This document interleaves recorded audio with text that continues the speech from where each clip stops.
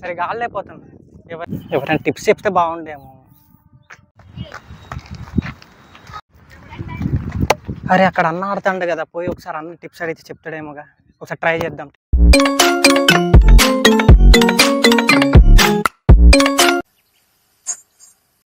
Hi అన్న. అన్న అసలు ఈ మధ్య సరిగా ఆడలేకపోతున్నా అన్నయ్య. ఏదైనా టెన్నిస్ బాల్ టిప్స్ ఉంటే చెప్పరాదన్న కొద్దిగా. ఓకే, ఏం పేరు? అశోక్ అన్న.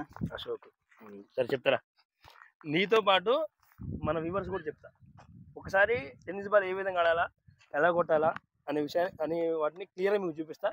ఒకసారి చూసి తమ్ముడితో పాటు మన వాళ్ళు, మన సబ్స్క్రైబర్స్ కూడా ఒకసారి నేర్చుకోండి. ఓకేనా?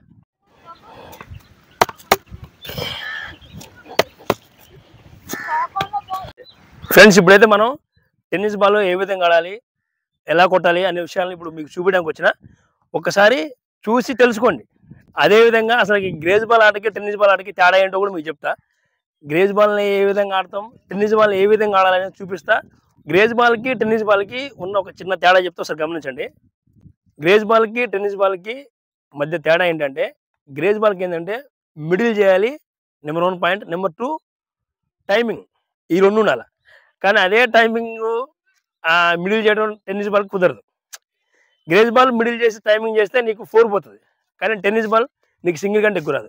సాధ్యమైనంత వరకు మనం టెన్నిస్ బాల్ ఆడేటప్పుడు మిడ్ వికెట్ తీసుకుంటే మనకి బ్యాటింగ్ ఫ్లెక్సిబుల్గా ఉంటుంది. అంటే ఆఫ్ సైడ్ కొట్టాం కానీ లెగ్ సైడ్ కొట్టాం కానీ ఈజీగా ఉంటుంది. సో మనం ఫస్ట్ ఆఫ్ ఆల్ ఏం చేయాలంటే మిడ్ వికెట్ తీసుకోండి. Maximum mid wicket. Leg wicket okay తీసుకోవచ్చు, కానీ మిడ్ వికెట్ తీసుకుంటే మనకి ఏ విధంగా ఆడవచ్చు. ఓకేనా?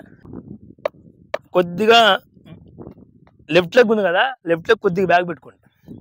కొద్దిగా బ్యాగ్ పెట్టుకొని ఈ విధంగా స్టాండ్ తీసుకోండి. మిడ్ వికెట్ మీద స్టాండ్ తీసుకోండి. ఈ విధంగా మిడ్ వికెట్ చూడరా, ఈ విధంగా స్టాండ్ తీసుకోండి.